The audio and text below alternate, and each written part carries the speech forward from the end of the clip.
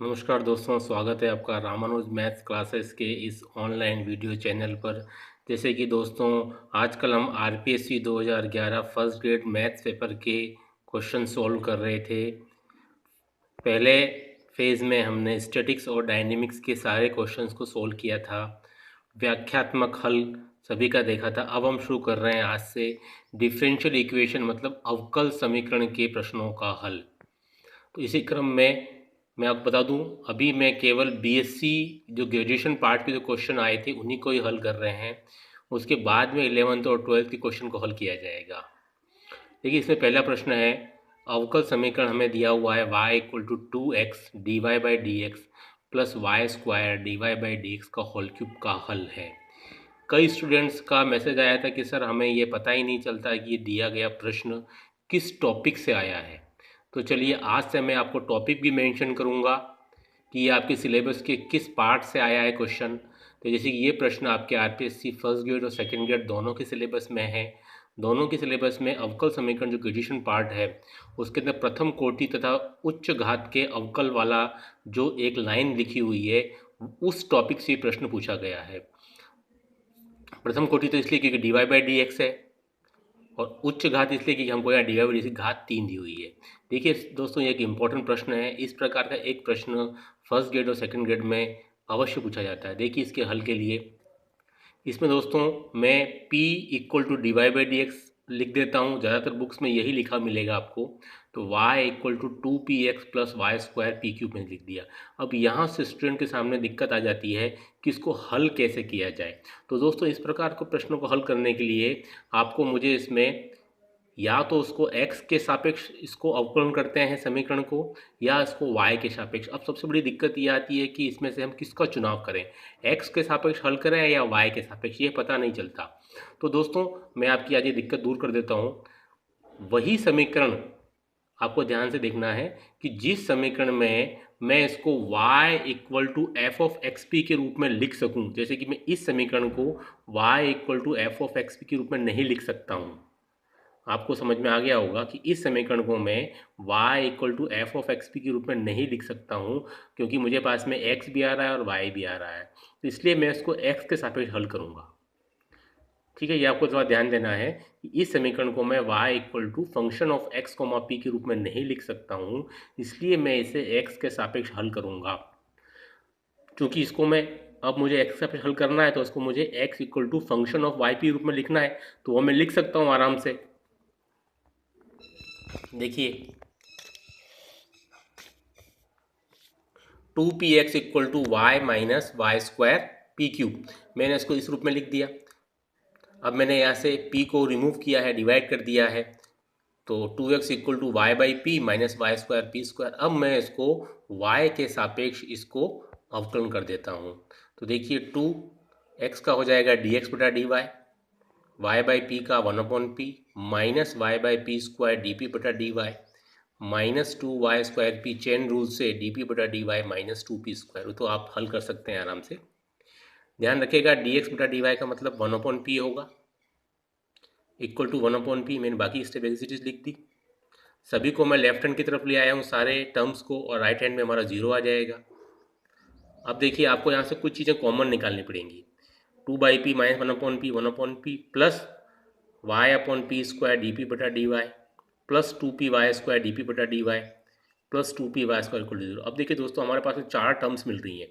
अब हमारा उद्देश्य रहेगा कुछ इस प्रकार से कॉमन निकालना जिससे कि हमें इसके फैक्टर बन जाए। तो देखिए, मैं फर्स्ट और सेकंड टर्म्स में से क्या कॉमन निकाल सकता हूँ, दैट इज़ 1/p मैंने कॉमन निकाल दिया। तो मुझे ब्रैकेट के अंदर बच रहा है 1 plus y upon p d p बटा डी वाई। यहाँ से जब आप कॉमन निकाल लोगे तो आपको विशेष ध्यान रखना है, आपको कॉमन 2p स्क्वायर वाई निकालना है, ताकि हमारे पास में जो पहला फैक्टर बना है as it is second factor भी बन जाए, नहीं तो बनेगा नहीं। यही इसकी की स्टेप है। 2p स्क्वायर मैंने कॉमन निकाल दिया, तो मेरे बच गया 1 plus y upon b d p बटा डी वाई इक्वल टू 0। तो मुझे दो फैक्टर एक जैसे मिल गए, तो उन दोनों को मैंने एक साथ बाहर निकाल दिया, और बाकी मुझे मिल गया 1/p प्लस 2p स्क्वायर। देखिए, दो फैक्टर मिल गए। अब दोस्तों, खास बात यह है कि दोनों फैक्टर को क्या उपयोग में लाना है या किसी एक को। तो देखो, ऐसी स्थिति के अंदर मुझे जिस फैक्टर के अंदर p का x या y के सापेक्ष अवकलन नहीं दिया हुआ है उसको मुझे ओमिट करना है, उसको मुझे छोड़ देना है। तो मैं जो पहला फैक्टर देख रहा हूँ 1/p प्लस 2p² y, इसमें मुझे p के सापेक्ष x या y के सापेक्ष इसका अवकल नहीं है, तो उसको मैं काम में नहीं लूँगा क्योंकि ये मुझे विचित्र हल देगा, सिंगुलर सॉल्यूशन, जो कि सिलेबस में फिलहाल हमारे नहीं है। तो मुझे केवल जो सेकंड फैक्टर है 1 + y/p dp/dy से ही काम है।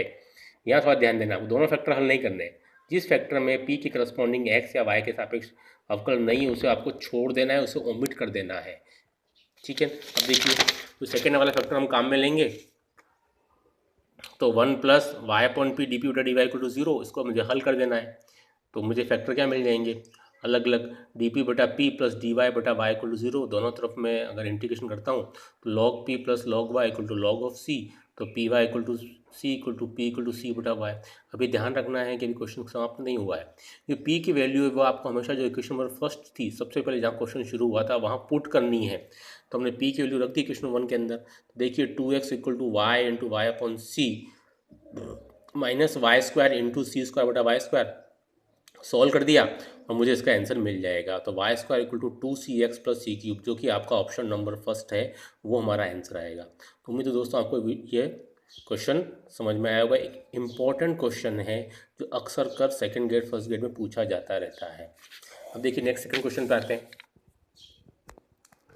अवकल समीकरण d2y/dx² plus dy/dx minus 2y = e⁻ex का व्यापक हल पूछ रहा है। तो दोस्तों ये क्वेश्चन हमारे पास सिलेबस में अचर गुणांकों के रैखिक अवकल समीकरण से संबंधित है, क्योंकि हम देख रहे हैं कि हमारे पास d2y/dx², dy/dx और y सभी के जो कोफिशिएंट्स हैं वो कांस्टेंट है, इसलिए अचर गुणांकों वाले रैखिक अवकल समीकरण इसको नाम दिया गया है।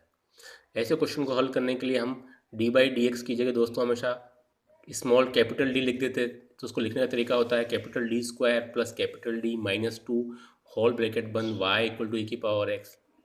सबसे पहले इसको हल करने के लिए हम इसका सहायक समीकरण लिखते हैं। तो d को मैं m में कन्वर्ट कर देता हूँ, तो m² प्लस m -2 = 0।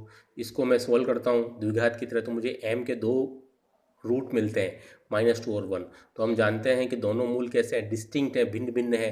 तो ऐसी स्थिति में हमारे पास में पूरक फलन निकालना पड़ता है, कॉम्प्लीमेंट्री फंक्शन CF, वो आता है C1 × e⁻² प्लस C2x। ये सारे मैं आपको पहले के मेरे जो वीडियोज़ हैं वहाँ जा कर के आप देख सकते हैं कि जब इस प्रकार के अचर गुणांकों वाले रैखिक अवकल समीकरण में मूल भिन्न भिन्न होते हैं तो ऐसी स्थिति में CF कैसे ज्ञात करते हैं।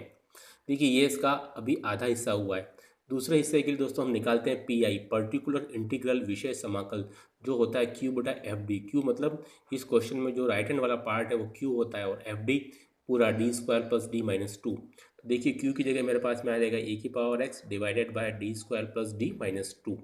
अब देखिए उसको आगे सॉल्व करने के लिए हम जानते हैं कि जो भी मेरे पास में e का जो घात होता है, x का कोफिशिएंट, वो मैं रखता हूँ d की जगह पे। तो मेरे पास में x का कोफिशिएंट 1 है, तो मैं d की जगह 1 रखता हूँ। तो e⁻x डिवाइडेड बाय 1 + -2 मतलब मुझे इन्फिनिटी मिल रहा है। जब इन्फिनिटी मिलता है तो मैं ऊपर अंश में न्यूमरेटर के अंदर x का मल्टीप्लाई करता हूँ और नीचे हर में d के करस्पॉन्डिंग उसका अवकलन करता हूँ। तो d² का 2d हो जाएगा, d का 1 और 2 तो कॉन्स्टेंट है। दोस्तों मुझे मिलेगा x e⁻x divided by 2d + 1। अभी आगे वापस वही हल करने के लिए कि d की जगह मैं x का कोफिशिएंट रखूंगा, मतलब जो e की जो घात है x, उसका कोफिशिएंट मेरे पास में 1 है, 1 × x है, वो रखूंगा। तो x × e⁻x डिवाइडेड बाय 2 + 1, तो मेरा आंसर आ जाएगा x e⁻x डिवाइडेड बाय 3। दोस्तों मेरा जो फाइनल जो आंसर आएगा व्यापक हल, वो CF और PI दोनों के सम से आएगा। तो that is y = C1 e⁻² plus C2 e⁻x plus x e⁻x/3। ये मेरा ऑप्शन नंबर फर्स्ट है। अब देखिए क्वेश्चन नंबर थर्ड पे आते हैं। ये भी क्वेश्चन इसी टॉपिक से रिलेटेड है। x² d2y/dx² plus x dy/dx minus y = x²। ये प्रश्न हमको होमोजीनियस लीनियर डिफरेंशियल इक्वेशन से रिलेटेड है इसी टॉपिक का, इसी एक्सरसाइज का, लेकिन उससे एक कदम आगे है, होमोजीनियस है। ये क्वेश्चन इस टाइप का मिलेगा आपको, x⁻n dny/dxn plus a1 x⁻n−1 dn−1 dn−1 a2 x⁻n−2 dn−2 y dx-2, ठीक है, और इक्वल टू Q। तो इसमें और इसमें अंतर क्या है, वहाँ पर मेरे पास में d2y/dx², dy/dx के कोफिशिएंट जो थे वो सब कांस्टेंट थे, आप देख पा रहे हैं। और यहाँ इन सब के कोफिशिएंट जो है वो x में है। और ध्यान ये रखना है कि अगर क्वेश्चन आपको d2y/dx² का, तो उसका कोफिशिएंट x² होना चाहिए। अगर क्वेश्चन में d3y/dx³ का है तो उसका कोफिशिएंट x³ होना चाहिए, तभी होमोजीनियस लीनियर डिफरेंशियल क्वेश्चन बन पाएगा। इसका सॉल्यूशन दोस्तों मैं आपको मेरे आगे की वीडियोज़ में बताऊँगा। उम्मीद है आपको हमारा वीडियो पसंद आया होगा। उसको लाइक कीजिए, शेयर कीजिए और सब्सक्राइब करना ना भूलें। आपके फीडबैक का इंतज़ार रहेगा। धन्यवाद।